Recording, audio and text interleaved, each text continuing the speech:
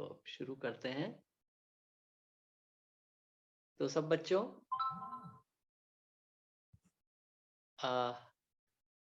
एक मिनट, चीजें कुछ रुक गई यहाँ पे। यहाँ स्क्रीन दिख रहा है, आपका स्क्रीन शेयर हो रहा है। स्क्रीन शेयर हो रहा है? अच्छा जी एक सेकेंड और जी।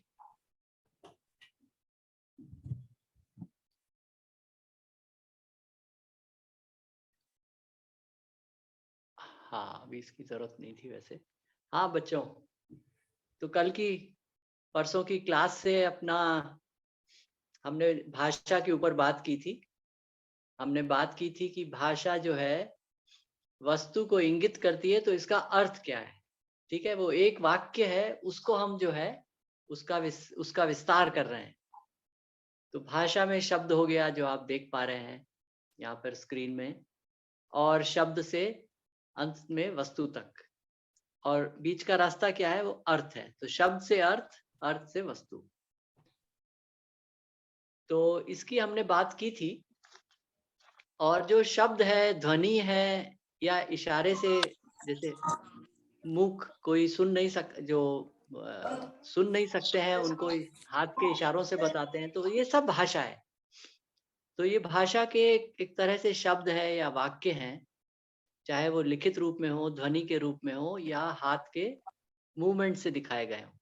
तो ये सब भाषा हो गई। जो बाईं तरफ जो ध्वनि और शब्द और ध्वनि जिसको लिखा हुआ है, तो इसको अगर कहें तो इसको हम प्रतीक भी कहते हैं। प्रतीक का मतलब क्या होता है अंग्रेजी में? सिंबल।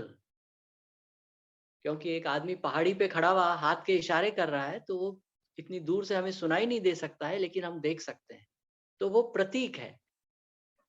तो घोड़ा ये ध्वनि भी है और लिखित रूप में भी है, तो ये प्रतीक है। और प्रतीक किस चीज के हैं? उस भाषा में वो वस्तु को इंगित करते हैं।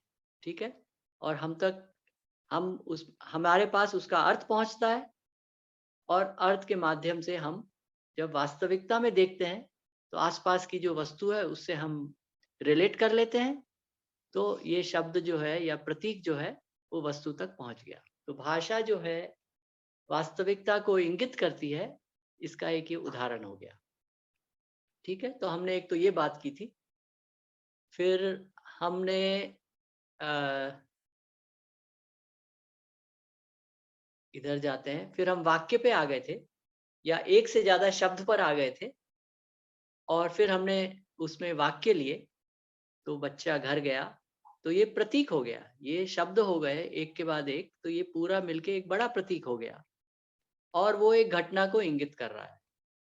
और तो इसमें भी प्रतीक से हम अर्थ तक गए, और अर्थ से फिर हम घटना को हमने देख लिया या हमारी समझ में आ गया। ठीक है, तो हमने इन सब की बात की थी। और जब हम शब्द की बात कर रहे थे, तो हमने संज्ञा पद की बात की थी, क्रियापद की बात की थी, और फिर विशेषण को भी बताया था। तो अगर पहले बार समझे किसी चीज को, तो दो ही चीज है, संज्ञा है या क्रिया है। या तो कोई वस्तु हो गई, और या कोई क्रिया हो गई। तो संज्ञा पद वस्तु की ओर इंगित कर रहा है, और क्रियापद जो है किसी घटना या क्रिया की ओर इंगित साचा कर रहा है। पानी ले लिया बेटा आपने? साचा पानी लिया बेटा? हाँ, आपकी आवाज आ रही है दीदी, कृष्णा दीदी। हाँ, ओ तो सॉरी। इसमें हाँ, तो अब संज्ञा, अगर कुछ वस्तु के बारे में हम कुछ और भी बताना चाहते हैं, तो उसको हम विशेषण पद के माध्यम से बता सकते हैं। जैसे छोटा बच्चा, अपने बच्चे के बारे में, बच्चा वस्तु मतलब एक जीवित वस्तु कह सकते हैं। बच्चा उस ओर इंगित कर रहा है, और छोटा उसका कोई गुण बता रहा है, या रूप बता रहा है, मतलब कोई क्वालिटी बता रहा है। तो छोटा जो है एक तरह से विशेषण हो गया। तो इसी को विशेषण पद के माध्यम से हम बोलते हैं। तो विशेषण पद जो है वो शब्द हो गया, और विशेषण जो है वो वास्तविकता में उसके बारे में गुण बताना ये हो गया। ठीक है, तो हमने इन तीन चीजों की बात की थी। फिर हमने कहा कि भाई बच्चा घर गया, इसको अगर हम समझना चाहें कि अर्थ में क्या हो रहा है, तो क्या तस्वीरें हैं? वो मात्र तस्वीरें नहीं है, तस्वीरें उदाहरण के रूप में मन में बन सकती हैं, लेकिन वो एक समझ है उसकी, उस घटना में क्या हुआ इसके बारे में हम कुछ समझे हैं, ये इसमें अर्थ में है।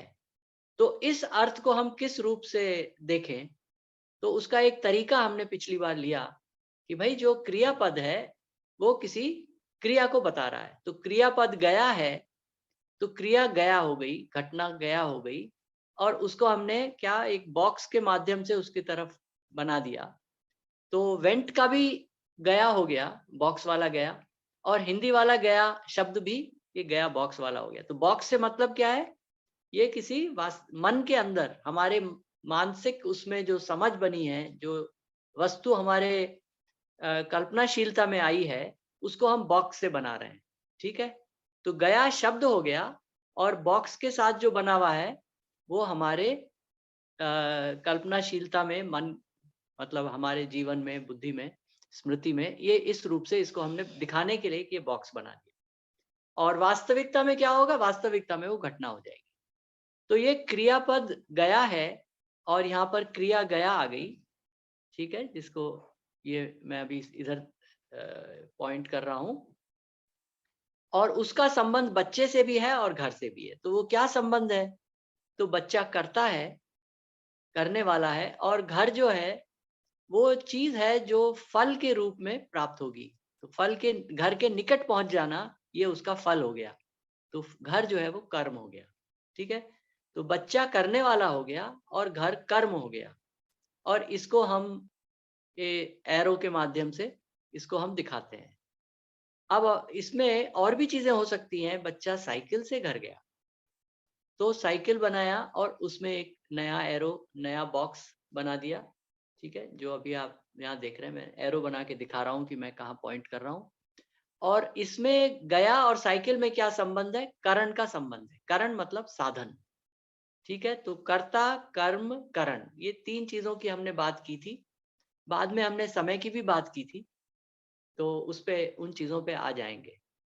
ठीक है, और इसके बाद वही चीज हमने ली थी, उसको और थोड़ा विस्तार से उसको दिखाया था। साइकिल से छोटा बच्चा 2 घंटे में घर पहुंचा, तो इसका एक पूरा, जिसको कहेंगे ये ट्री, तो ये ट्री बन गया। और ये उस घटना का मानसिक चित्रण कह दें, या कल्पनाशीलता में जो चित्रण हुआ है उसकी बात कर दें, तो वो ये है। और वास्तविकता में क्या होगा, वास्तविकता में ऐसी घटना हुई, ये वास्तविकता हो गई। तो भाषा जो है हमको वास्तविकता को इंगित कर रही है, और वहां तक पहुंचने के लिए ये हमने साधन बनाया है। इस प्रकार के, इनको ट्री बोलते हैं या वृक्ष बोल दें, उल्टे ट्री हैं। ये जड़ है, जड़ में से टहनियां निकल रही हैं। बच्चा एक टहनी है, घंटा एक टहनी है, घर एक टहनी है, साइकिल एक टहनी है, इत्यादि। ठीक है, तो इसको अंग्रेजी में ये उल्टा ट्री बोल देते हैं, तो ट्री बोल देते हैं, वृक्ष। और इसका ये जो पूरा स्ट्रक्चर है, ये पहली बार भारत में सोचा गया। इसकी खोज भारत में हुई, और आप अंदाज लगा के बताओ कि ये कब खोज हुई होगी भारत में इसकी। 200 साल, 400 साल, कितना, या 50 साल, कब? तो बच्चे बताएं जरा। 200। 200 साल नहीं, थोड़ा, अभी थोड़ा दूर है। और कोई?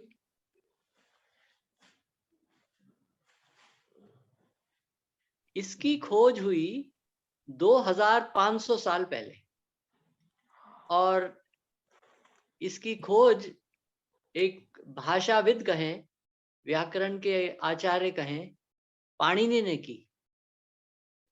और पाणिनि ने एक पूरा व्याकरण लिखा, जिसको आज हम कंप्यूटेशनल ग्रामर बोल सकते हैं। जो व्याकरण संस्कृत का लिखा, उसका आज अगर उसको लें तो कंप्यूटर में डाल सकते हैं, और वो संस्कृत को का विश्लेषण करना शुरू कर देगा। तो नाना इसका जी, नाम, हाँ बेटा, इसकी खोज किसने की थी? पाणिनि हुए थे। जितना पता है, ये पंजाब, तक्षशिला, उधर उस इलाके में अध्यापक थे, आचार्य थे, और उन्होंने इसको लिखने का तरीका, और इसको विशेष विशेषण भाव बोलते थे, ट्री नहीं बोलते थे, पर ट्री तो एक नाम ही है। तो उस रूप से, और पूरा उन्होंने ये पूरा स्ट्रक्चर बना के दिखा दिया, और संस्कृत के लिए ये काम किया। और संस्कृत की जो उनकी पुस्तक थी वो आज भी उसकी पूरी उपलब्ध है। उसका नाम है अष्टाध्यायी, 8 चैप्टर्स। अष्ट मतलब 8, अध्याय मतलब चैप्टर, अष्टाध्यायी। और वो एक कंप्यूटर प्रोग्राम से कम नहीं है। उसको आप करते जाइए और संस्कृत की एनालिसिस होती जाएगी। जो वाक्य आप सामने लिखोगे उसकी एनालिसिस हो जाएगी। तो जो चीज मैं आपके सामने कर रहा हूँ, संज्ञा पद ये सब, तो अगर आप पाणिनि का व्याकरण संस्कृत के वाक्य पे करेंगे तो ये पूरा एक ट्री बन के आ जाएगा। हाँ, और बोलो बेटा, कुछ और भी पूछ रहे थे आप? नहीं नाना जी, और नहीं। अच्छा, ठीक है। तो ये कहते हैं कि भारत में भाषा के ऊपर बहुत बड़ा काम हुआ है, और ग्रीस में ज्योमेट्री के ऊपर काम हुआ है। और भाषा जो है मानव की सर्वश्रेष्ठ कृति है, सबसे बड़ी इन्वेंशन है। अगर ये हट जाए तो हमारी सभ्यता नहीं बचेगी। तो भाषा जो है, भारत की सभ्यता में भाषा के ऊपर बहुत बड़े काम हुए हैं। और मैथमेटिक्स में नंबर सिस्टम, या शून्य कहें, जीरो कहें, वो सब चीज तो हुई है, पर भाषा के ऊपर बहुत बड़ा काम हुआ है। और ये आज अभी की बात नहीं कर रहे हैं। अगर 2500 साल पहले पाणिनि ने ये लिखा है, तो इस पे काम चल रहा होगा कब? 1000 साल पहले से। 1000 साल में ये चीज निकल के आई, ठीक है, जो पाणिनि ने हमारे सामने रख दी 2500 साल पहले। ठीक है, तो अब आते हैं गृह कार्य पे, होम असाइनमेंट। तो आप सबको मिल गया होगा तो आपके होम नानी असाइनमेंट? जी, हाँ, दोबारा बोलिए। मैं बोल रही हूँ प्रेरणा, मैं ये पूछ रही हूँ कि भाषा कितने साल पहले बन गई होगी पूरी, मतलब ये जो भाषा भाषा की एक इसके बारे में कहना थोड़ा कठिन है कि ये 10,000 साल पहले बनी या 50,000 साल पहले बनी, ये कहना थोड़ा मुश्किल है। 10,000 साल पहले तो आई गई होगी, 6,000 साल पहले तक के सबूत भी मिल जाते हैं पत्थरों पे लिखे हुए। पर अब इस पे अंदाज ही लगा सकते हैं, और कुछ कह नहीं सकते हैं। एक दिलचस्प प्रयोग के बारे में मैं आपको बताऊं। लोगों ने ये कहा कि भाई, भाषा तो जानवर के पास भी है, हम ये क्यों कहते हैं कि भाषा जो है सिर्फ आदमी के पास है? अगर कोई चील आ जाए तो सारी चिड़िया जो है वो कुछ कुछ बोलने लगती हैं, आवाज निकालने लगती हैं अपनी चोंच से, और सब सावधान हो जाती हैं आपस में। तो उनके पास भाषा नहीं है क्या? उसको ये कहा गया कि हाँ, ऐसा होता है। चील जब आती है, या खाने की चीज जब आती है, तो भौंक भौंक के कुत्ते एक दूसरे को बता देते हैं यहाँ बहुत सारा खाना पड़ा है ना? तो एक कम्युनिकेशन, संप्रेषण तो हो रहा है, लेकिन जिस चीज का संप्रेषण हो रहा है वो बहुत थोड़ी सी है। उसको हम पूरी भाषा नहीं कह सकते हैं, उसको अर्ध भाषा बोल सकते हैं, अर्ध से भी न्यूनतम भाषा बोल सकते हैं। इसके लिए अंग्रेजी में एक शब्द भी है, हिंदी में भी है, साइन या संकेत। इसको हम भाषा नहीं कहते हैं, इसको संकेत कहते हैं, मतलब न्यूनतम भाषा। तो ये प्रश्न उठा कि क्या जानवरों को भाषा सिखाई जा सकती है? संकेत नहीं, संकेत से आगे। तो इसके 2 साइंटिस्ट थे। ये आज से करीब 50 वर्ष पुरानी बात है, 60 वर्ष भी हो सकते हैं। उन्होंने एक चिंपैंजी होता है, गोरिल्ला, तो सबसे ज्यादा बुद्धिमान जानवरों में सबसे ज्यादा बुद्धिमान मानते हैं इनको, इंटेलिजेंट। तो उन्होंने गोरिल्ला का बच्चा लिया और उसको पालना शुरू किया, और उसको धीरे धीरे भाषा सिखानी शुरू करी। तो क्या सिखाएंगे भाषा में? संज्ञा पद और क्रियापद। ठीक है। दिक्कत क्या है कि गोरिल्ला बोल नहीं सकता है, क्योंकि भाषा को बोलने के लिए जो फाइननेस चाहिए गले में, जीभ में और सब में, वो उतनी नहीं है, लेकिन देख तो सकता है। ठीक है? तो उन्होंने कहा कि भाषा में संकेत जो है हमारा, ध्वनि ना बना के हम कुछ कार्ड ले लेते हैं, उसमें तस्वीरें बनाएँगे। तस्वीर में हम तस्वीर अगर संज्ञा ले रहे हैं और केले की बात कर रहे हैं, तो केले की तस्वीर नहीं बनाएँगे, वहाँ एक लाइन खींच देंगे। आड़ी लाइन, तिरछी लाइन, ठीक है? और इस तरह से उन्होंने उसको सिखाना शुरू किया। और ये सिखाया जैसे कि भई केला, लकड़ी, कप, बॉल, ठीक है? इन हर चीज़ के लिए अलग-अलग उन्होंने संकेत बनाए और एक बड़े कागज़ के गत्ते के टुकड़े पे लिख लिए। इसी प्रकार क्रियाओं के लिए भी ये किया। और उनका ये आश्चर्य वाली बात रही कि वो जो गोरिल्ला का बच्चा था, वो वाक्य समझने लगा। वो पहले संज्ञा समझने लगा, उसको दिखाओ केला, तो जाके देखेगा केला कहाँ है और उसको हाथ में ऊपर छू के बताएगा ये केला है, ठीक है? उसको फिर लाना सिखा दिया, लाना या देना। तो जब कहा केला लाओ, तो वो गया दूसरे कमरे से केला उठा के ले आया।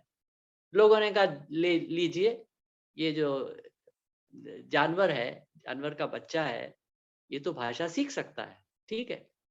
फिर उन्होंने कहा कि बॉल को फेंको, ठीक है? तो उसने बॉल फेंकना भी सीख लिया, वाक्य सीख लिया, ठीक है? अब उन्होंने कहा ये वाक्य तो हमारे सिखाए हुए हैं, अब ऐसा वाक्य लेना चाहिए जो हमने पहले नहीं लिया है। तो उन्होंने क्या 2 कार्ड दिखाए उसको, एक में केला लिखा है, एक में फेंकना लिखा है। तो वो गया और उसने केले को फेंक दिया, ठीक है? अब क्या मतलब हुआ इसका, वो केला भी पहचान रहा है, वो फेंकना भी पहचान रहा है और वाक्य भी पहचान रहा है, ठीक है? ये एक बड़ी घटना है, बहुत बड़ी घटना है। तो इन्होंने इस पे पेपर छापा और उन्होंने कहा कि आदमी भाषा सिर्फ मानव के पास ही नहीं है, पशु के पास भी हो सकती है, सिखानी पड़ती है। मानव के बच्चे को भी भाषा तो सिखानी पड़ती है, या वो अपने चारों तरफ के वातावरण से सीख जाता है।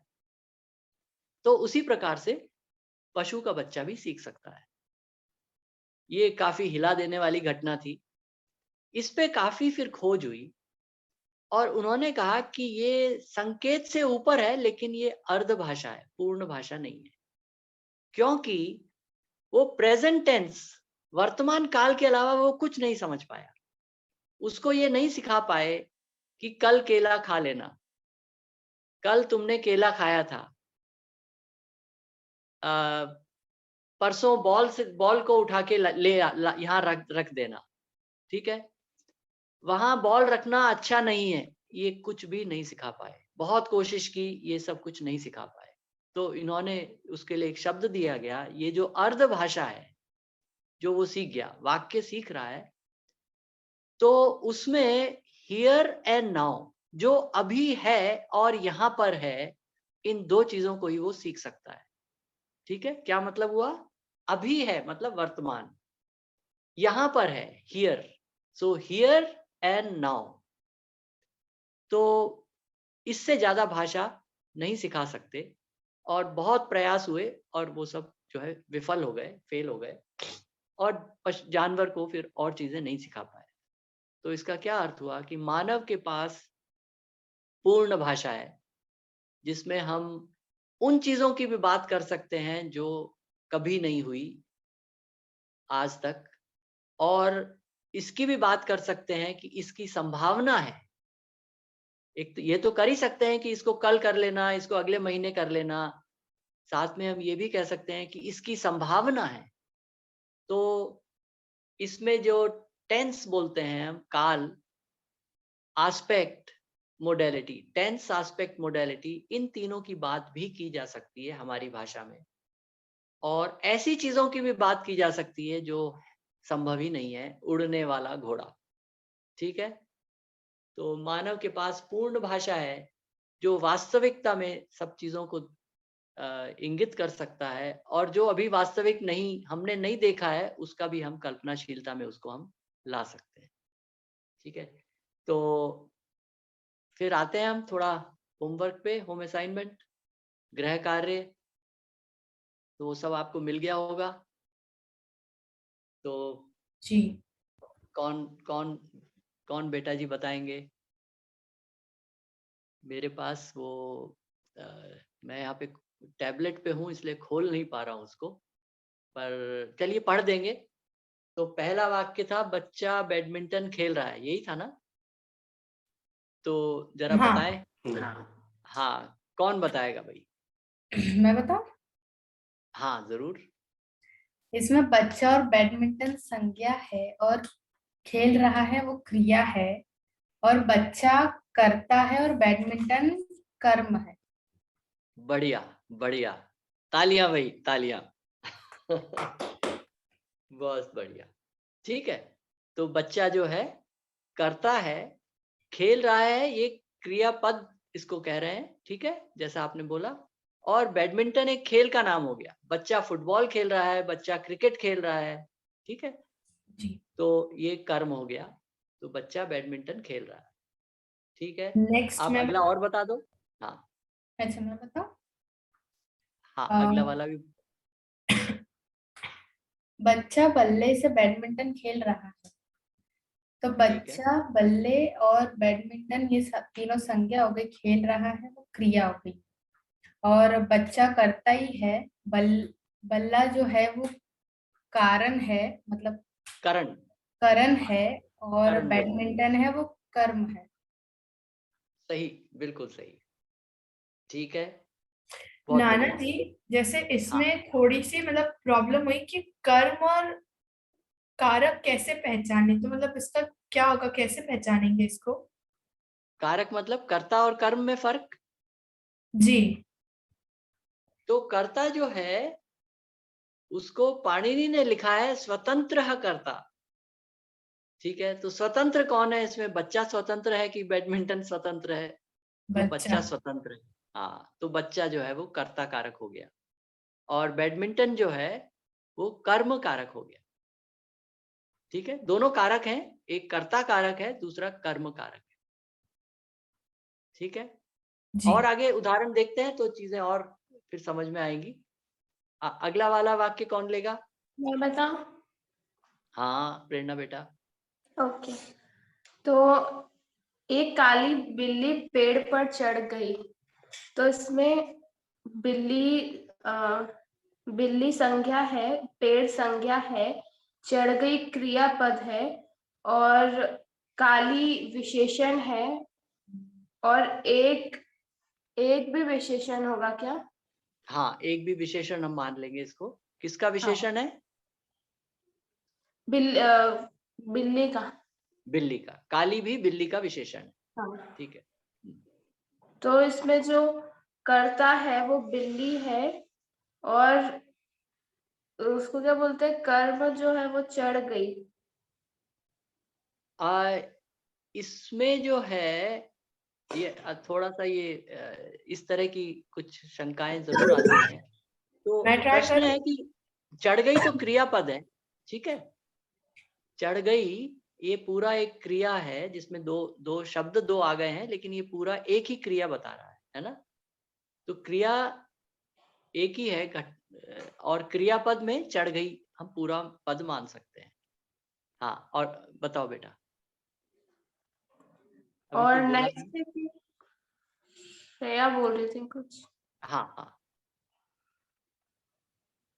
मैं हाँ, बोल रही बोलो। थी कि मैं ट्राई करूं क्या इसका? हाँ जरूर जरूर।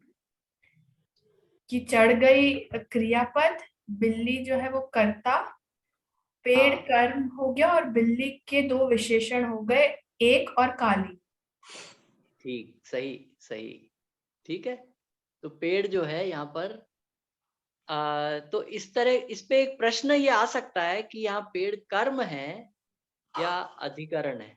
चलिए इस वाले बिंदु पर और आगे बात करेंगे।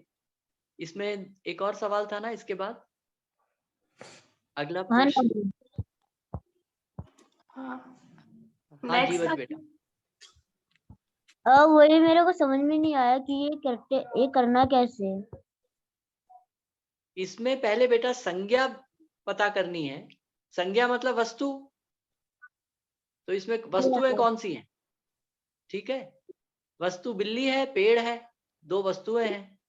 और नहीं। क्रिया कौन सी है? चढ़ना है। चढ़ना। ठीक है, तो संज्ञा और क्रिया दो चीज अपने पहले पता कर लें, संज्ञा पद और क्रिया पद।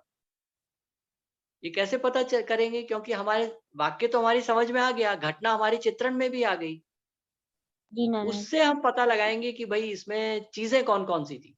ठीक है, वस्तुएं कौन कौन सी थी? तो बिल्ली थी, पेड़ था, और घटना क्या हुई? ठीक है, क्रिया क्या हुई? चढ़ना हुआ।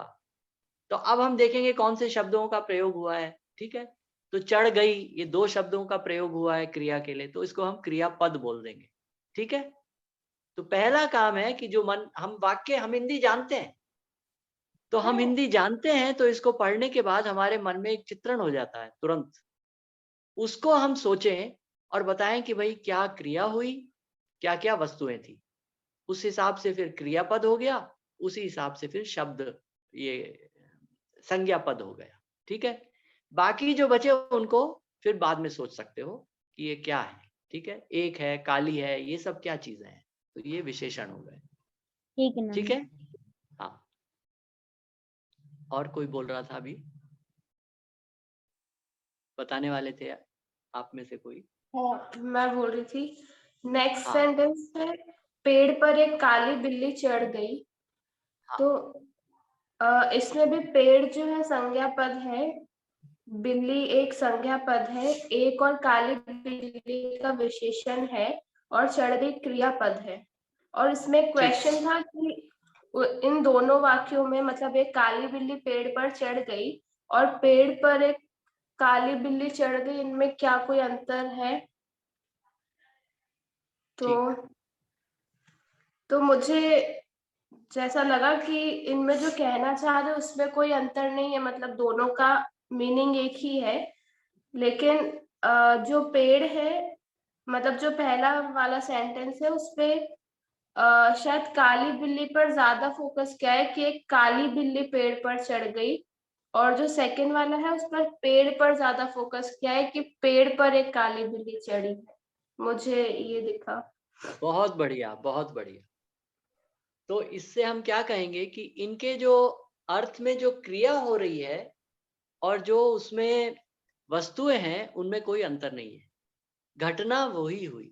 ठीक है, लेकिन जो बोलने वाला है वो किसी बात पर फोकस, ध्यान केंद्रित करना चाह रहा है, उस हिसाब से ये जो क्रम है उसमें परिवर्तन हो गया है। एक में बिल्ली पहले है, पेड़ बाद में है, दूसरे में पेड़ पहले है, बिल्ली बाद में। ठीक है, तो जैसे आप किसी से बात कर रहे हो और आपने कहा पेड़ पे कुछ निशान देखे, बोला अरे पेड़ पर कौन चढ़ गया? दूसरे ने कहा पेड़ पर बिल्ली चढ़ गई। अब क्या हो गया?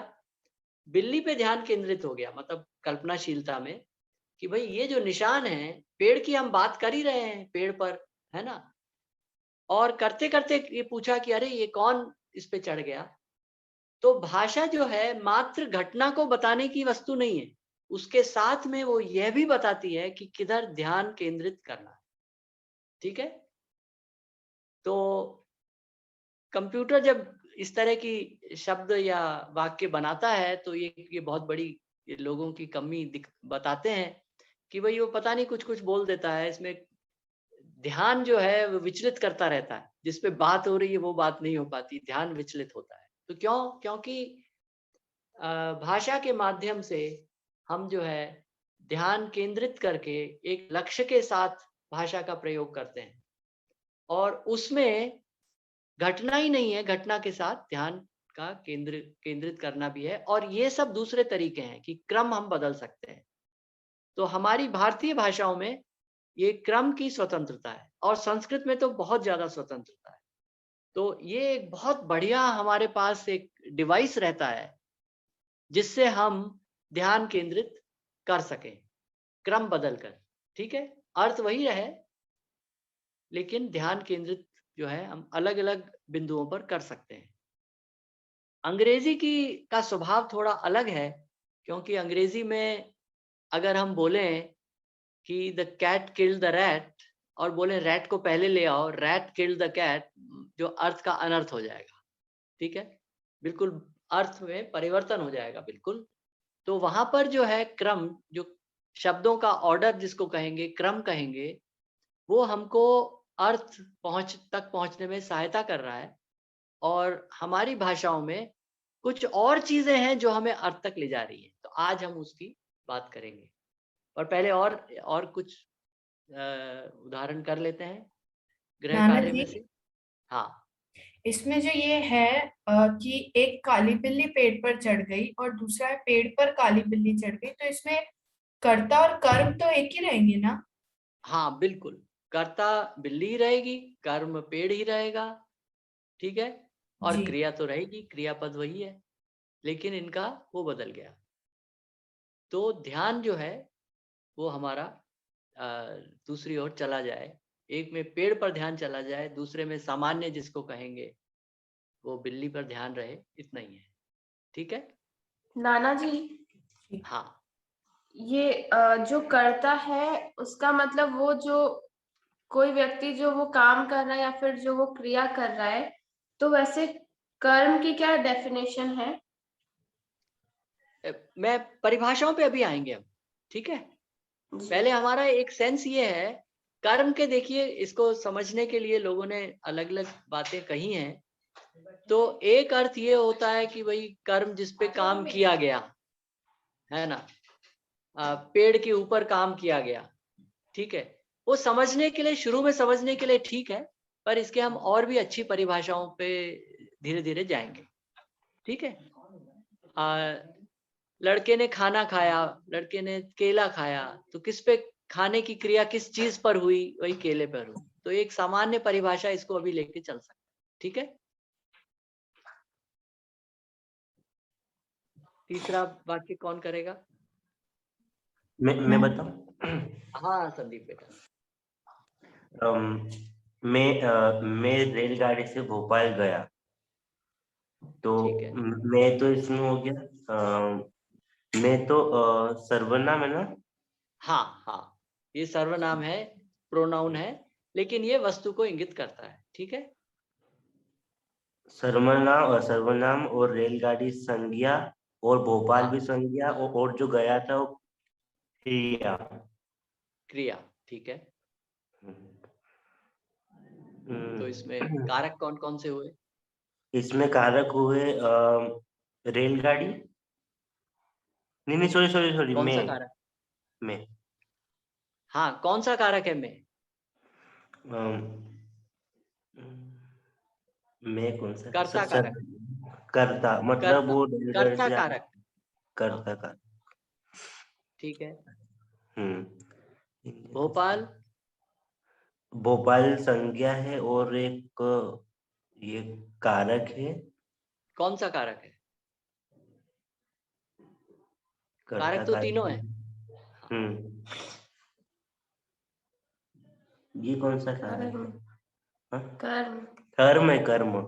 कर्म कारक, ठीक है। मैं और रेलगाड़ी? मैं करता है, कर्म है, ठीक है। और गया भी कर्म ही होगा ना? गया क्रिया है बेटा, कारक नहीं है, ये क्रिया है, ठीक है। ठीक है। हम्म, और रेलगाड़ी? ये कारक तो है ना, ये रेलगाड़ी भी। जो है वो कौन सा कारक है? कारक तो रेलगाड़ी तीनों है। कर्म है। करण, कर्म है। करण कारक, साधन। कर्म। जिस अच्छा। साधन से, इस पे हम आज बात करेंगे, जिस साधन से ये क्रिया करने में सहायता हुई उसको हम करण बोलते हैं। अच्छा। तो मैं भोपाल गया, ठीक है। हम्म, तो मैं कर्ता हो गया, भोपाल कर्म हो गया, ठीक है। हम्म, और रेलगाड़ी जब जोड़ा उसमें, तो रेलगाड़ी साधन हो गया कि मैं कैसे गया, किसकी सहायता से गया। रेलगाड़ी से गया, पैदल गया, कार से गया, बस से गया, कैसे गया। तो रेलगाड़ी यहाँ पर साधन हो गया, तो कारण हो गया। साधन को हम साधन जो वस्तु होती है उसके लिए हम कारण कारक बोलते हैं उसको, अच्छा। ठीक है। ठीक। कारक, करण और कर्ता, ठीक है। चलो आगे चलते हैं। और कोई अगला वाक्य ले लेते हैं। अगला है इंजन ने सीटी बजाई। ठीक है। तो इसमें इंजन तो संज्ञा हो गई, और हाँ, सीटी मुझे समझ नहीं आ रहा नाना जी, मतलब दोनों तरह के हो सकती है, एक तो वस्तु भी हो सकती है और दूसरा सीटी इस भी वाक्य में क्या है सीटी? संज्ञा है। संज्ञा है, बस। अच्छा संज्ञा है तो किसी वस्तु की को इंगित करती है। जी, तो इंजन संज्ञा हो गई, सीटी भी संज्ञा हो गई और बजाई क्रिया हो गई, क्रियापद। क्रियापद, ठीक है। तो जो इंजन करता है और सीटी कर्म। ठीक, सही, बिल्कुल सही। ठीक है, अगला वाक्य आप ही करो इसको। जी, इंजन चालक ने सीटी बजाई। इंजन भी संज्ञा हो गई, चालक भी संज्ञा, सीटी भी संज्ञा और बजाई क्रिया। ठीक है, तो कर्ता कौन है इसमें इसमें? इसमें कर्ता चालक है हाँ, और इंजन मेरे ख्याल से कर्म होगा और सीटी करण। चालक ने सीटी बजाई, पहले इसका विश्लेषण करो। चालक ने सीटी बजाई, चालक ने सीटी बजाई तो इसमें चालक कर्ता हो गया ठीक है, और सीटी कर्म हो गई। ठीक है। इंजन चालक ने सीटी बजाई, अब अच्छा, तो चालक तो करता ही रहेगा, इंजन जो है वो करण हो जाएगा और सीटी कर्म। इंजन करण कैसे हो गया? इंजन चालक, आ, अगर तो इंजन जो है यहाँ पर एक विशेषण की तरह है। भाई चालक किस चीज का चालक, किसने सीटी बजाई? बस के चालक ने सीटी बजाई, साइकिल के चालक ने सीटी बजाई, या इंजन के चालक ने सीटी बजाई? तो इंजन यहाँ पर संज्ञा जरूर है, लेकिन वो विशेषण की तरह काम कर रहा है। वो हमको ये बता रहा है कि कौन सा चालक, ठीक है।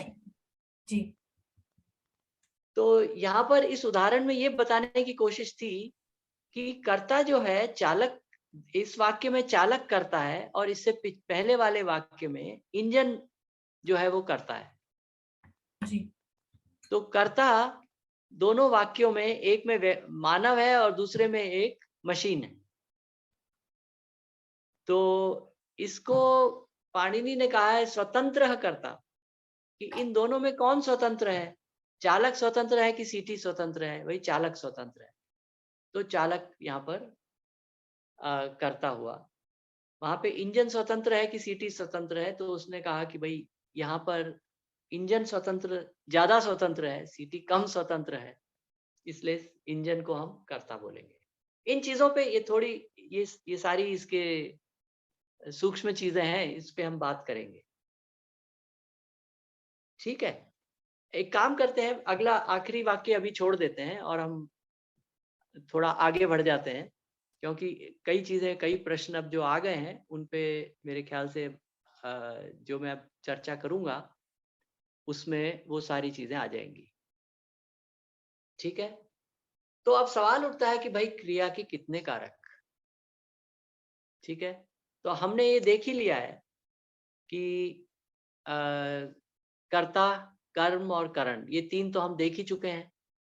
तो इसको K1 भी लिख देते हैं। कर्ता कौन है? जो करने वाला है। और इसको हमें बचपन में रटाया गया था ये। उस समय पाणिनि के आधार पर भाषा की व्याकरण पढ़ाई जाती थी, अब धीरे धीरे वो चीजें छूट गई। तो उस पे बात करेंगे। तो कर्ता ने कर्म को करण से,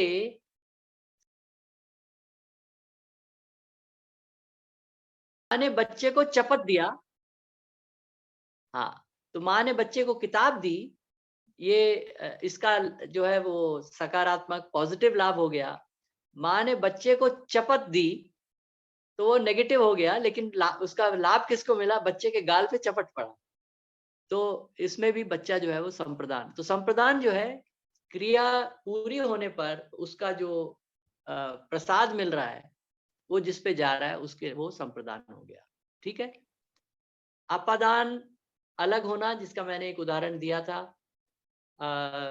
बादल से पानी गिरा, बारिश हुई, ठीक। तो बादल से, बादल अपादान हो गया। घड़े से पानी गिरा, फिर हम अधिकरण पे आते हैं। समय और स्थान दो प्रकार के हो गए, तो अधिकरण, समय का अधिकरण और स्थान का अधिकरण। तो समय, माँ ने 3 बजे घर पर बच्चे को किताब दी, तो 3 बजे जो है ये समय का अधिकरण हो गया, घर पर ये स्थान का अधिकरण हो गया। ठीक है, तो ये जो है इसमें, इस वाक्य में साथ में अधिकरण भी आ गया। तो कर्ता आ गया माँ ने, ये दोनों अधिकरण आ गए, 3 बजे और घर पर, बच्चे को संप्रदान आ गया, और किताब जो है वो कर्म आ गया। ये सबको स्पष्ट है? जी। कोई प्रश्न? कोई प्रश्न? जी नाना जी। हाँ, पूछो बेटा।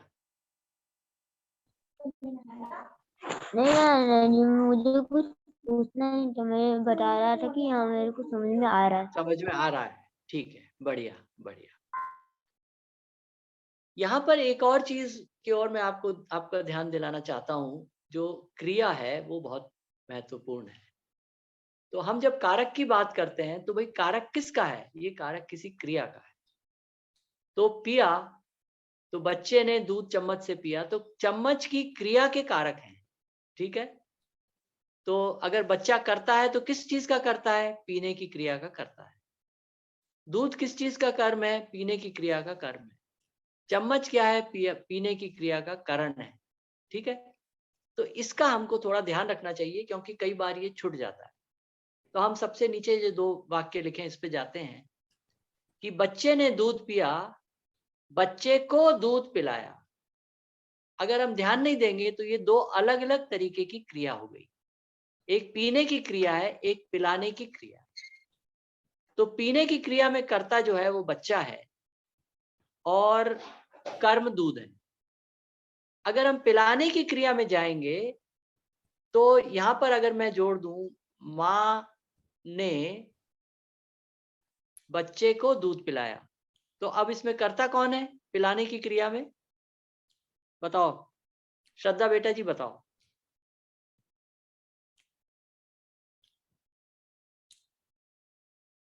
नाना जी एक बार वापस रिपीट करो ना, मैं सुन नहीं पाई। तो ये जो वाक्य है इसमें मैंने जो जोड़ा है लाल रंग से, माँ ने बच्चे को दूध पिलाया। ठीक है, तो माँ जो है इसमें क्या है? कर्ता है, कर्म है, करण है, संप्रदान है, क्या है? करता। माँ करता है। हाँ। ठीक है, और तो क्या किसके पेट में दूध गया? माँ के पेट में गया कि बच्चे के पेट में गया? बच्चे। तो यहाँ तो करता है।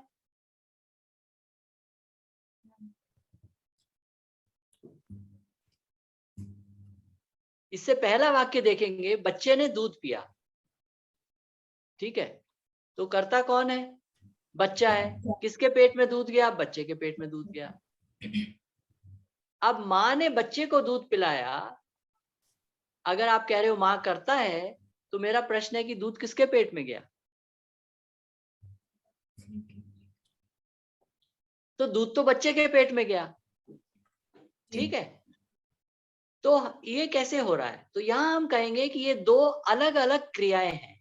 एक पीने की क्रिया है और एक पिलाने की क्रिया है।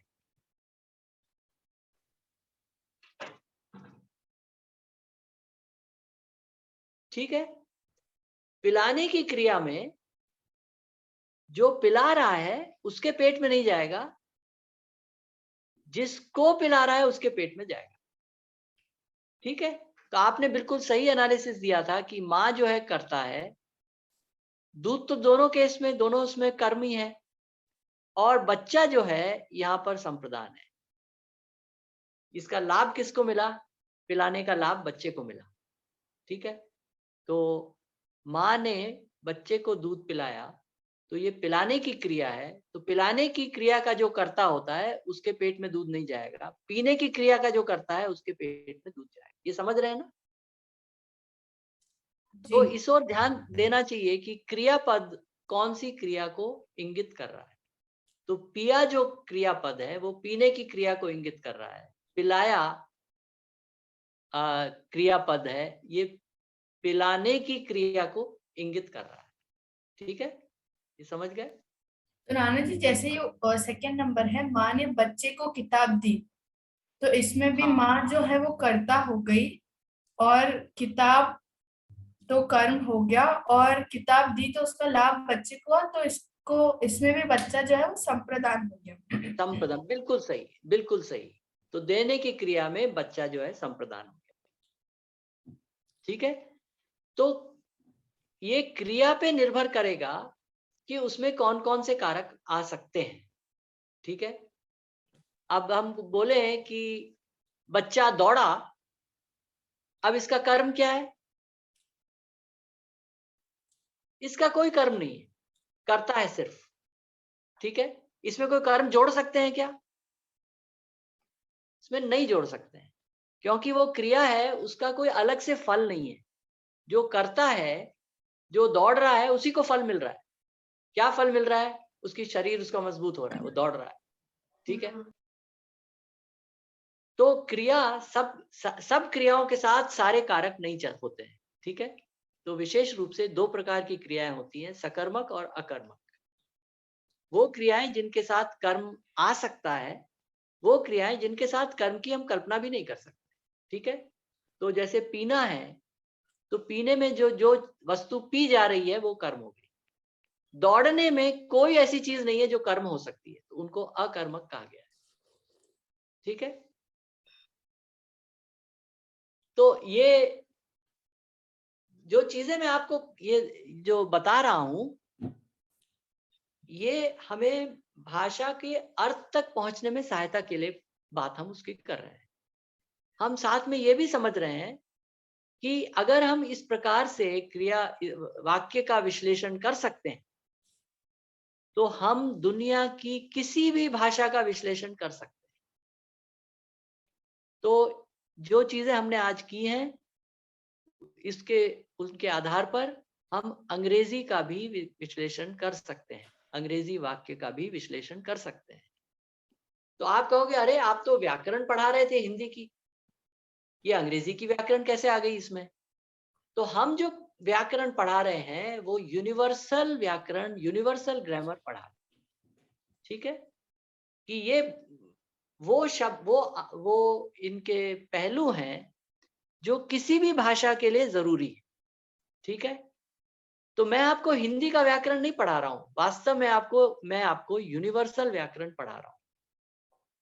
एक बार यूनिवर्सल व्याकरण अगर समझ में आ जाता है कि ये क्या हो रहा है, तो व्याकरण सिर्फ मात्र एक डिटेल रह जाती है, एक व्याख्या रह जाती है कि भाई हिंदी में ने लगता है, तेलुगु में जाएंगे तो ने के बदले कुछ और लगता है ना, गुजराती में ने के बदले कुछ और बोलते हैं, यहाँ पर से के बदले कुछ और आता है, अंग्रेजी में कुछ और आता है। ये सब मात्र उसको फिल इन द ब्लैंक रह जाता है। ठीक है, तो जिसको हम प्रयोजन कहते हैं, प्रयोजन, है ना।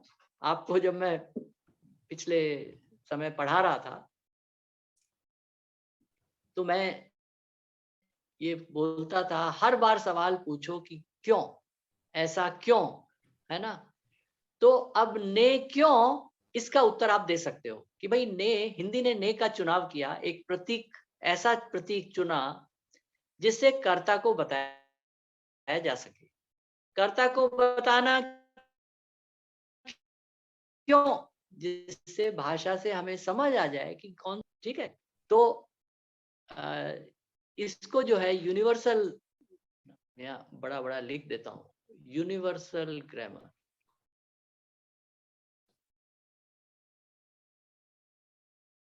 कोई भी भाषा ले लेंगे और इसके आधार पे आप उसकी विश्लेषण कर सकते हैं। और नई भाषा मिलने पर आप पूछोगे, भाई यहाँ पर क्या लगाते हैं, ने लगाते हैं, से लगाते हैं, क्या करते हैं। कल को आप अगर पंजाब में जाओगे तो आप पूछोगे, भैया क्या लगाते हो को के बदले, बोले नून लगाते हैं जी, है ना। और उसके लिए क्या लगाते हैं, भैया उसके लिए हम सू लगाते हैं। बस ये दो चार चीजें समझी और पता चला आपने भाषा बोलना शुरू कर दिया। ठीक है, जादू है ऑलमोस्ट। और इसमें कई लोग बहुत होशियार भी होते हैं। जो एक मेरा मित्र है जो बताता है कि मैं जिस शहर में जाता हूँ, अगर वो भाषा अलग भी है, ठीक है, मैं 2 दिन में चीजें समझना शुरू कर देता हूँ। क्यों? क्योंकि मैं उसको आपको ये बता रहा हूँ कि उसने जो अपना निकाल लिया है पैटर्न, उसने यूनिवर्सल ग्रामर के वो पैटर्न समझ गया है कि नई जगह पे पहुंच के ये चीजें सीख लो, ये 10 चीजें सीख लो और तुरंत जो है आप बहुत कुछ काम कर सकते हो। ठीक है? जो शब्द होते हैं संज्ञा को सीखने में समय ज्यादा लगता है। थोड़ा समय क्रियापद को भी सीखने में लगता है और संज्ञा पद को भी सीखने में समय लगता है। तो जो संज्ञा पद है, चूंकि अब भारतीय भाषाओं में बहुत सारे संज्ञा पद एक से हैं, तो आप चाहे बंगाल में जाओगे तो वहाँ रसगुल्ला बोलेंगे, हिंदी क्षेत्र में रसगुल्ला बोलेंगे। ठीक है?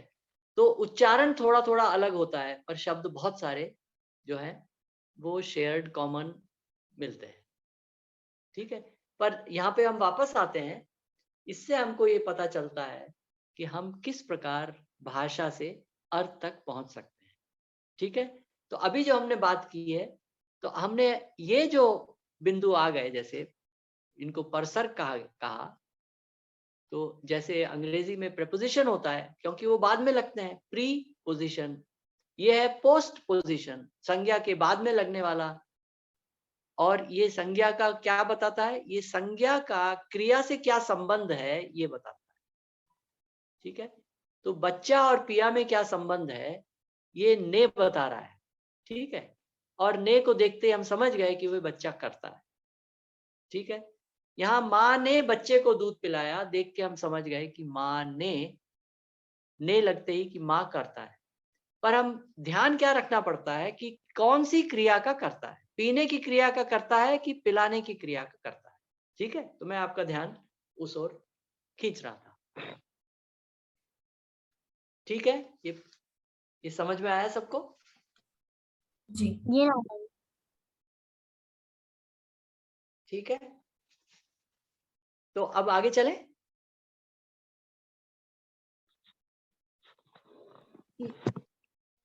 मैं अगला हाँ। पेज खोल लेता हूँ। हाँ, एक मिनट।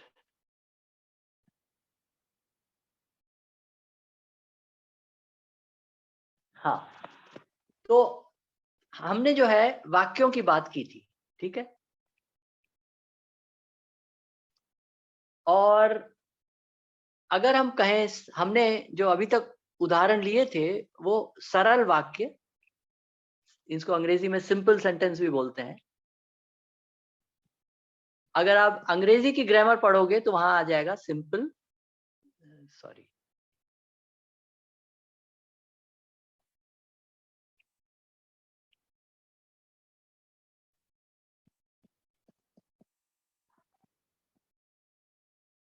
तो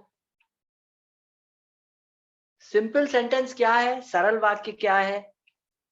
जिसमें एक ही क्रिया है, एक ही क्रियापद है।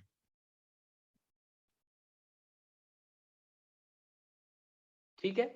हमने जितने भी उदाहरण अभी तक लिए हैं वाक्यों के, उन सब में एक ही क्रियापद है। ठीक है? जा रहा है, गया, उसमें ये नहीं कि खाना खा कर गया। खाना खाना भी एक क्रिया हो गई और जाना भी एक क्रिया हो गई। ऐसा हमने कोई भी उदाहरण अभी तक नहीं लिया है। ठीक है? तो हमारे जितने भी उदाहरण थे वो सरल वाक्य के थे। ठीक है? जैसे अभी हम जो देख रहे थे वाक्य,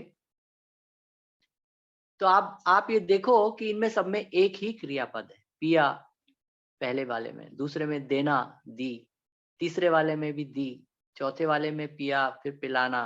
ठीक है? तो इन सब में जो है एक ही क्रिया पद है। कहाँ चला गया है? हाँ, ये आ गया। ठीक है? अगर दो क्रियाएं हैं और तो इसको हम तो इसको एक लिख देते हैं यहाँ पे। इसके उदाहरण में अब यहाँ नहीं लिखता क्योंकि हम बहुत सारे उदाहरण पहले ही देख चुके हैं। दूसरा हो सकता है संयुक्त वाक्य।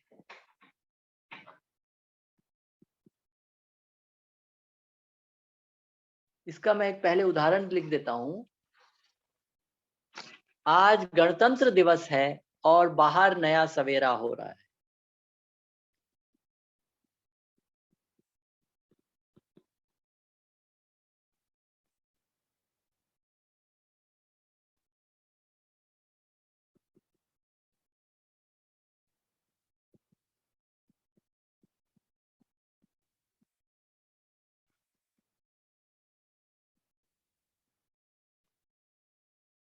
ठीक है।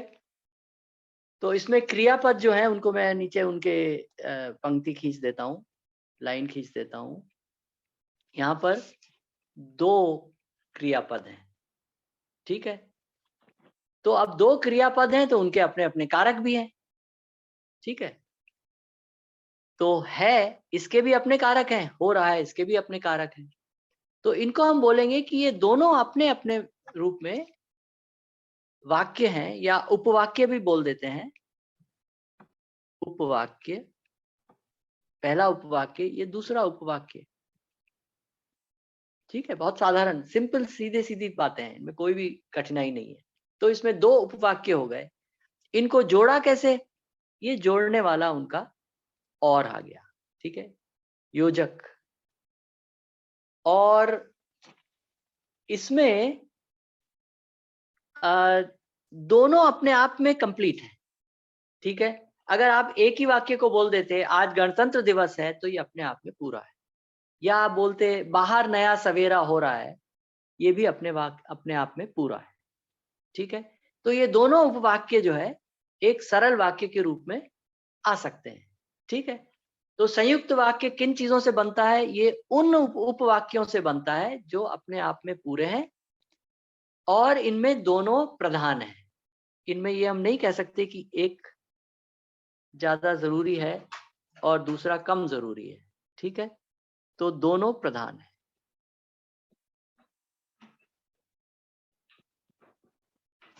ठीक। दोनों क्या प्रधान? दोनों उपवाक्य प्रधान, दोनों उपवाक्य प्रधान है।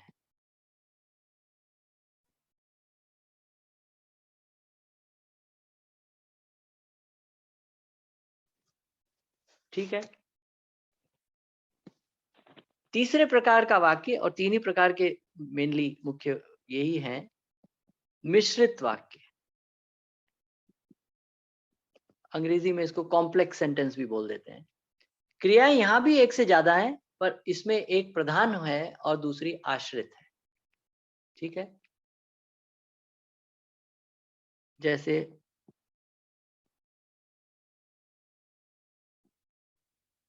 झंडा उठाकर उसने गीत गाया। श्रेया बेटा आप बताओ इसमें कौन से क्रियापद कौन कौन से हैं? क्रियापद है गाया और उठाकर। सही, 2 क्रियाएं हो गई यहाँ पर, ठीक है। जी 2 क्रियापद हैं और हर क्रियापद अपनी अपनी क्रिया के बारे में कुछ बता रहा है, ठीक है। तो अब इन जो 2 क्रियाएं आई हैं, इनके अपने अपने कारक भी हैं। तो उठाकर में कारक क्या है? झंडा। झंडा। तो ये कर्म कारक हो गया।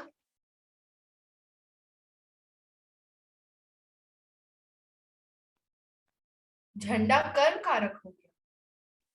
हाँ, राम ने झंडा उठाया, ओके। है तो ना। मतलब उठाकर का कोई कर्ता नहीं होगा।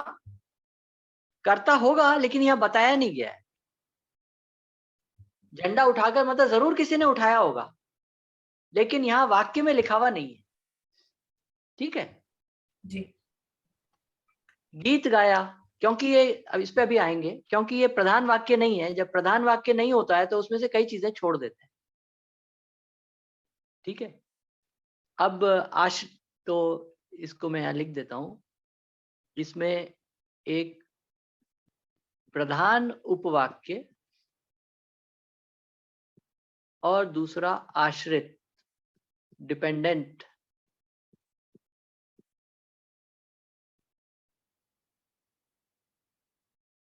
तो इसमें गाया के कारक कौन कौन से हो गए? उसने कर्ता हो गया और गीत कर्म। सही, बिल्कुल ठीक है। तो अगर इस वाक्य, इसमें 2 जो उपवाक्य आ रहे हैं, झंडा उठाकर एक उपवाक्य है, उसने गीत गाया दूसरा उपवाक्य, ठीक है। इसमें प्रधान कौन सा है और आश्रित कौन सा है? उसने गीत गाया शायद प्रधान हो गया, और झंडा उठाकर आश्रित। सही। ये कैसे पता चलेगा इसमें कौन सा प्रधान है? क्योंकि उसने गीत गाया में मतलब कर्ता के साथ, कर्म के साथ क्रिया भी जुड़ी है। ठीक है, इसका एक टेस्ट और है। आप इस वाक्य को बोलो अपने आप में, उसने गीत गाया, ये पूरा है कि अधूरा है? पूरा है। ये पूरा है। आप बोलो, दूसरा वाला बोलो उपवाक्य, झंडा उठाकर। ये पूरा है कि अधूरा है? अधूरा है। बिल्कुल। कोई भी कहेगा अरे झंडा उठाकर, अरे आगे तो बोलो, आगे तो बोलो क्या। ठीक है, तो ये अधूरा है। तो ये उपवाक्य अधूरा है, दूसरा पूरा है। तो हम कह सकते हैं जो पूरा वाला वाक्य है उसको हम प्रधान बोलेंगे, और पूरे पे जो आश्रित है उसको हम आश्रित उपवाक्य बोलेंगे। ठीक है, प्रधान मतलब मेन हो गया, अंग्रेजी में सबऑर्डिनेट। मैं आपको खाली हिंदी की ग्रामर नहीं पढ़ा रहा हूं, मैं आपको अंग्रेजी की भी साथ में पढ़ा रहा हूं। ठीक है, मिश्रित वाक्य क्या हो गया? Complex sentence. आप जब अंग्रेजी की ग्रामर पढ़ोगे ना तो ये सारी चीजें अपने आप आ जाएंगी। ठीक है, नाना क्योंकि जी, मैं आपको, हाँ हाँ, जैसे इसमें ये होगा कि उसने गीत गाया झंडा उठाकर, तो फिर उठाकर का भी कर्ता उसने हो सकता है क्या? बहुत बढ़िया सवाल है। आपको क्या लगता है कि झंडा उठाकर उसने गीत गाया? आप हिंदी जानते ही हो, तो अगर आपसे पूछूं कि भाई किसने झंडा उठाया, आप क्या उत्तर दोगे? उसने। उसने। तो यहां पर जो आश्रित उपवाक्य है, ठीक है, सबऑर्डिनेट क्लॉज है, उपवाक्य को क्लॉज भी बोल सकते हैं। ठीक है, तो जो सबऑर्डिनेट क्लॉज है, जो आश्रित क्लॉज है, उसका कर्ता अगर वहां पर नहीं है तो हम प्रधान उपवाक्य में जाके ढूंढेंगे, मेन क्लॉज में जाके देखेंगे। ठीक है, तो ये हमारा एक नियम हो गया। तो झंडा उठाकर इसमें कर्ता नहीं है, इसलिए इसका कर्ता हम प्रधान उपवाक्य से लेंगे, और उसमें वहां पर क्या करता है, वहां पर उसने है, तो हम उसने को ले लेंगे। ठीक है, जी। जब हम कंप्यूटर में भाषा के विश्लेषण के लिए चीजें डालते हैं तो ऐसे नियम डालते हैं उसमें, जिससे कंप्यूटर निकाल के बताता है कि भाई उठाने का जो कर्ता है वो उसने। उसको कैसे पता चला? उसको तो कुछ समझ में तो कुछ नहीं आया। वो नियम देखता है, भाषा के नियम, व्याकरण के नियम, उसके हिसाब से कहता है कि भाई यहाँ मुझे कर्ता नहीं मिला। ठीक है, और यहाँ पर प्रधान उपवाक्य से मैं इसमें से कर्ता ढूंढ के लाता हूं, और वो कर्ता कहता है कि ये उसने जो है उठाने का भी करता है और गाने का भी करता है। ठीक है, तो जो मिश्रित वाक्य हैं उनमें इस प्रकार से हो गया। संयुक्त वाक्य हैं तो उनमें वो अपने आप में पूरे हैं। ठीक है, भाषा में एक चीज हमें समझनी चाहिए कि भाषा में बहुत सारे अपवाद होते हैं, एक्सेप्शंस होते हैं, और जो व्याकरण में जो चीजें रटाई जाती हैं उसमें लगता है कि अरे ये सब रटनी पड़ेगी, तो रटने की कोई जरूरत नहीं। क्योंकि व्याकरण में अगर हम प्रयोजन समझ जाते हैं तो हम ये तुरंत ही पता कर सकते हैं कि भाई ऐसा क्यों हो रहा है, और वो चीज फिर समझ में अपने आप आ जाती है। ठीक है, तो ये एक ये प्रयोजन से जोड़ने वाली चीज है कि व्याकरण का प्रयोजन क्या है। व्याकरण का प्रयोजन है शब्द से अर्थ तक। ठीक है, तो अर्थ का पता लगा लेना।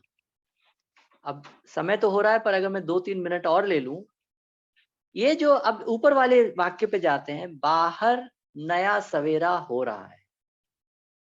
ठीक है, तो यहां पर भी करता है।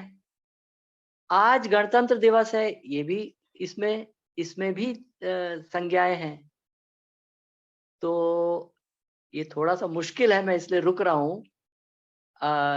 मैं इससे पहले एक थोड़ा ज्यादा आसान ले लेता हूं। आप इसके लिए 1 मिनट, ये रहा। हाँ, मैं रंग चुन रहा था, पर रंग तो मेरे पास हरा है ऑलरेडी। ठीक है, तो अब जैसे ये लिखते हैं, राम अध्यापक है।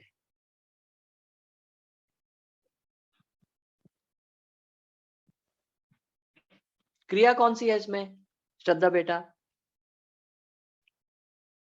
है। है क्रिया में कौन सी क्रिया, कौन सी घटना हो रही है? वो है मतलब प्रेजेंट टेंस की बात कर रहे हैं।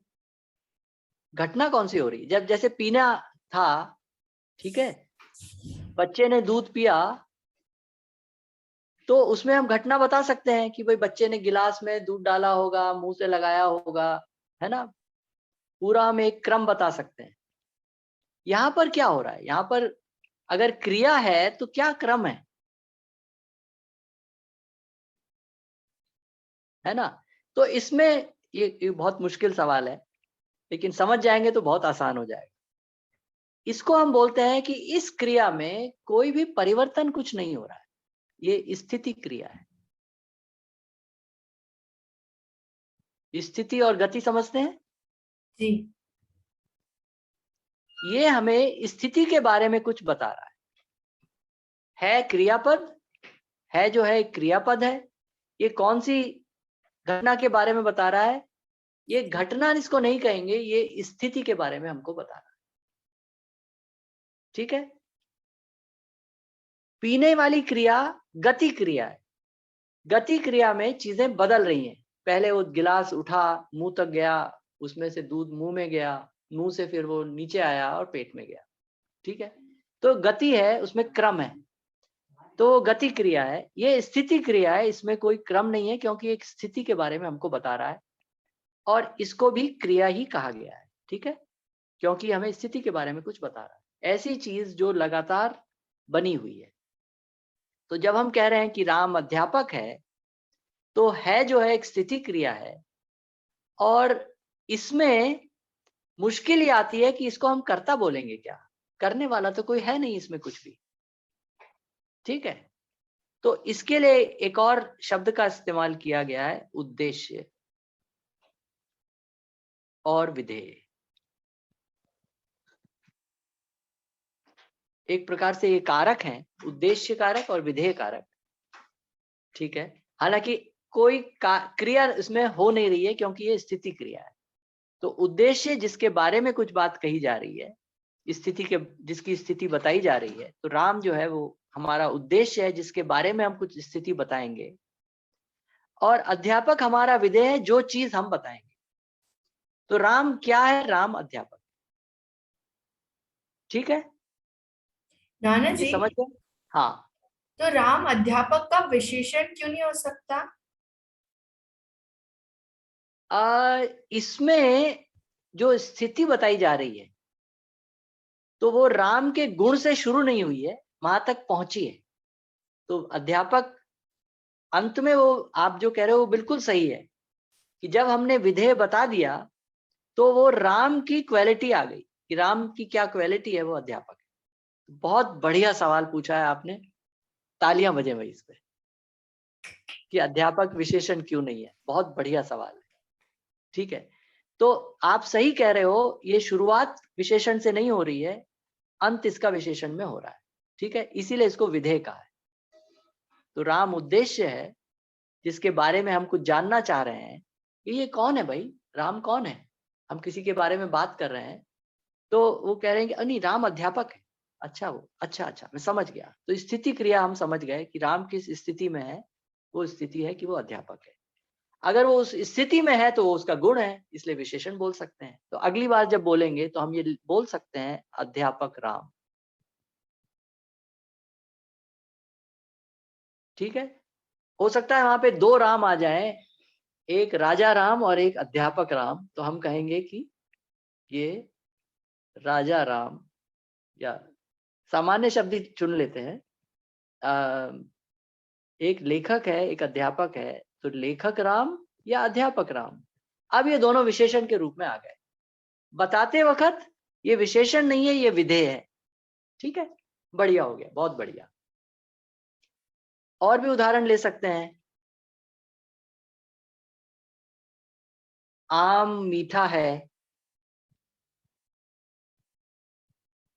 ठीक है स्थिति क्रिया है, आम उद्देश्य है, मीठा जो है विधेय है, ठीक है। और बाद में हम बोल सकते हैं कि मीठा राम, ठीक है, बहुत बढ़िया। हम ये भी बोल सकते हैं, ये कह सकते हैं आम है, ठीक है स्थिति क्रिया है, बिल्कुल सही बात है, दोनों में स्थिति क्रिया है। यहाँ पर जो आम है इसका हम बता रहे हैं कि हाँ घर में आम है। आम है क्या? हाँ आम है, ठीक है। यहाँ हम इसकी एग्जिस्टेंस बता रहे हैं, ठीक है।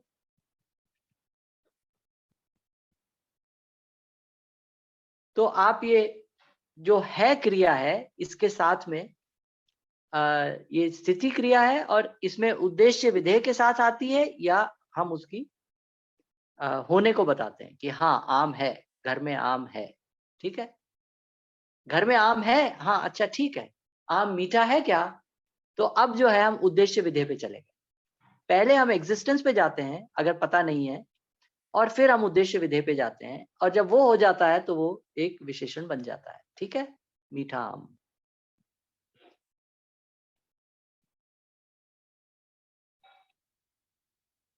ठीक है, तो आज गणतंत्र दिवस है, आज जो है वो उद्देश्य है, गणतंत्र दिवस विधेय है, ठीक, और है जो है स्थिति क्रिया है। तो इसको आज फिर अब यहाँ रोकते हैं, थोड़ा समय ज्यादा हो गया है, ठीक है। तो इसमें मैं आपको कुछ और आज गृह कार्य दूंगा, क्योंकि जितना आप ये लिखोगे ना तो ये आपको और अच्छे से समझ में आएगा। और ये बिल्कुल अद्भुत चीज है। एक बार अगर आप ये समझ गए, आप समझ जाओगे कि मैं सारी भाषाओं को समझ सकता हूँ, सीख सकता हूँ, क्योंकि ये बहुत आसान है, क्योंकि हम भाषा से अर्थ तक पहुंचने का मार्ग समझ गए, ठीक है, जो कि व्याकरण का मुख्य उद्देश्य है। मुख्य उद्देश्य ये नहीं है बच्चों को बताना क्या सही लिखना है क्या गलत लिखना है, बल्कि शब्द से अर्थ तक कैसे पहुंचे, ठीक है। और यही जो है यूनिवर्सल ग्रामर।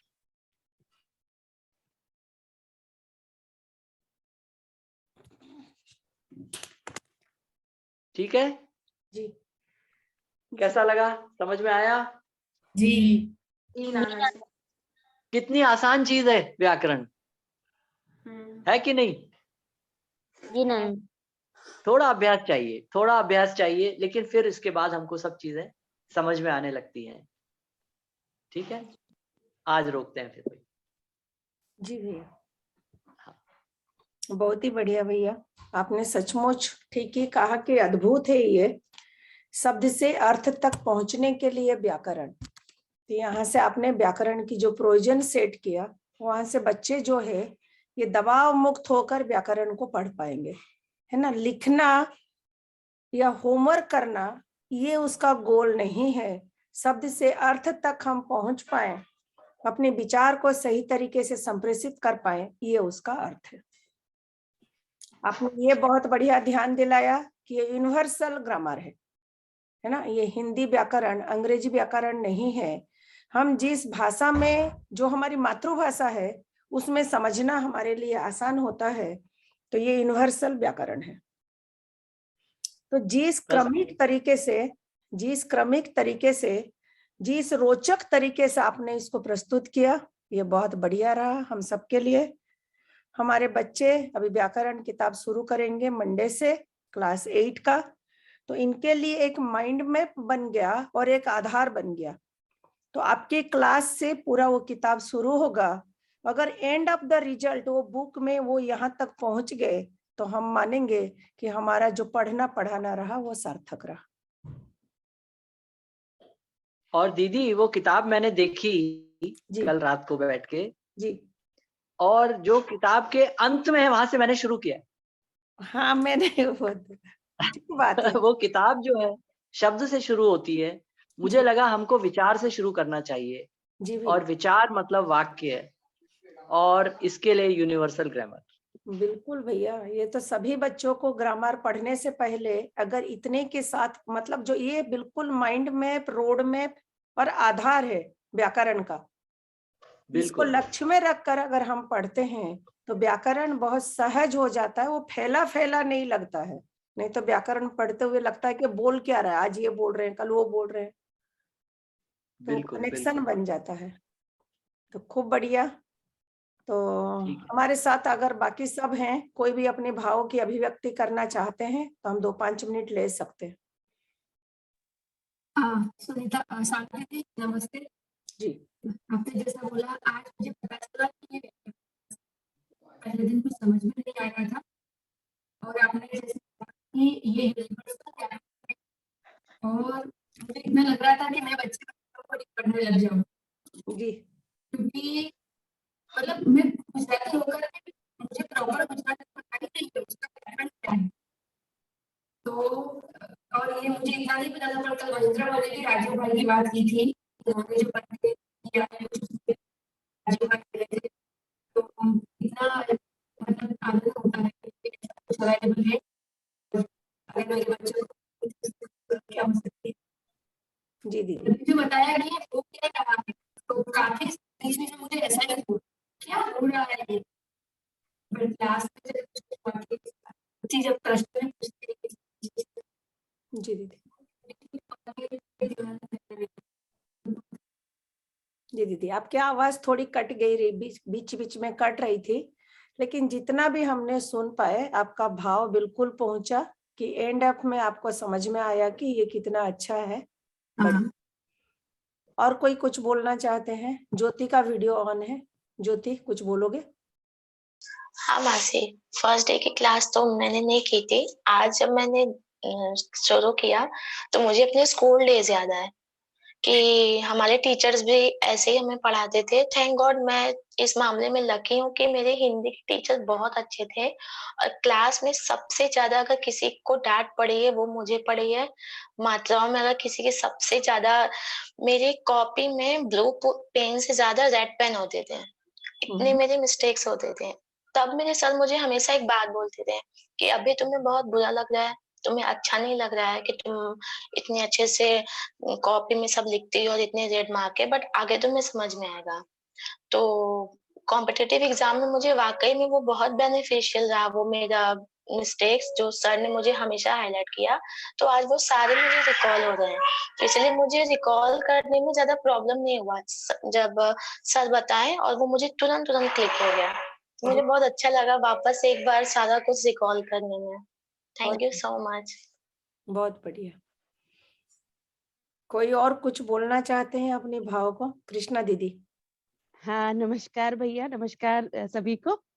तो आज हमने असल में क्या है, सुबह अध्ययन होता है तो हमारा अध्याय चल रहा था मानव व्यवहार दर्शन का 9 अध्याय, दर्शन दृष्टि दृष्टा। तो आज जो है मैं उससे एकदम ऐसे कनेक्ट कर पा रही थी कि भैया जैसे बता रहे थे तो बिल्कुल ऐसा ध्यान गया कि जब हम एक ऐसी भूमिका में रहते हैं जहाँ पे अध्यापक का वाला भूमिका जो रहती है, तो कैसे वो दृष्टि हम दे पाए।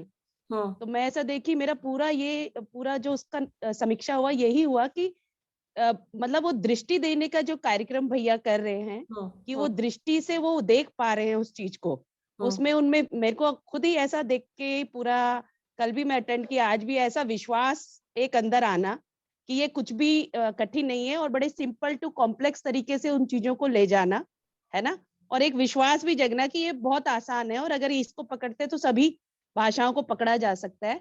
तो वो जो दृष्टि देने का जो काम है ना, वो मेरे को बहुत महत्वपूर्ण लगा, और मैं मतलब ये चीज आज देख पाई कि कितना महत्वपूर्ण भूमिका है वो दृष्टि दे पाना। शब्द वही है, सब कुछ हमारा पढ़ा हुआ है, पर उसको एक अलग आयाम से उतने सरल तरीके से सहज है ना और नियम के साथ देख पाने का जो कार्यक्रम भैया कर रहे हैं, बहुत ही बढ़िया है, बहुत ही बढ़िया भैया।